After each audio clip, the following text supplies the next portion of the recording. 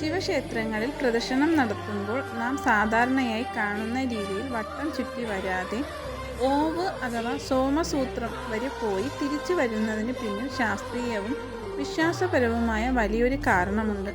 ശിവലിംഗത്തിൽ അഭിഷേകം ചെയ്യുന്ന ജലവും പാലും ഒഴുകിപ്പോകുന്ന വഴിയെയാണ് ഓവ് എന്ന് വിളിക്കുന്നത്. സങ്കല്പമനുസരിച്ച് ഈ തീർത്ഥം കേവലം ജലമല്ല, മറിച്ച് സാക്ഷാൽ ശിവന്റെ ജടയിൽ നിന്നൊഴുകുന്ന ഗംഗയെയോ അല്ലെങ്കിൽ ശിവചൈതന്യത്തിന്റെ പ്രവാഹമായോ ആണ് ഭക്തർ കാണുന്നത്. അതുകൊണ്ട് തന്നെ അതിനെ മുറിച്ചു കടക്കുന്നത് ശിവചൈതന്യത്തെ അവഹേളിക്കുന്നതിന് തുല്യമാണെന്ന് തന്ത്രശാസ്ത്രം പറയുന്നത്. പ്രപഞ്ചത്തിന്റെ ഊർജ പ്രവാഹത്തെ തടസ്സപ്പെടുത്താൻ പാടില്ല എന്ന തത്വമാണ് ഇതിലൂടെ വ്യക്തമാക്കുന്നത്. ഈ പ്രദക്ഷിണ രീതിയെ അർത്ഥപ്രദക്ഷിണം എന്നാണ് പറയുന്നത്. ക്ഷേത്രത്തിന്റെ ഇടതുഭാഗത്തുള്ള ഓവ് വരെ ചെന്ന് തൊഴുത് അത് മുറിച്ച് കടക്കാതെ തിരികെ വരികയും പിന്നീട് വലതുവശത്തു കൂടി വീണ്ടും ഓവ് വരെ ചെന്ന് തൊഴുത് മടങ്ങുകയും ചെയ്യുന്നതാണ് ഇതിൻ്റെ വിധി.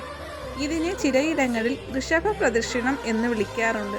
ശിവക്ഷേത്രങ്ങളിലെ ഈ പ്രത്യേക രീതി ഭക്തന്റെ വിനയത്തെയും ഈശ്വര ചൈതന്യത്തോടുള്ള ആദരവിനെയുമാണ് സൂചിപ്പിക്കുന്നത്.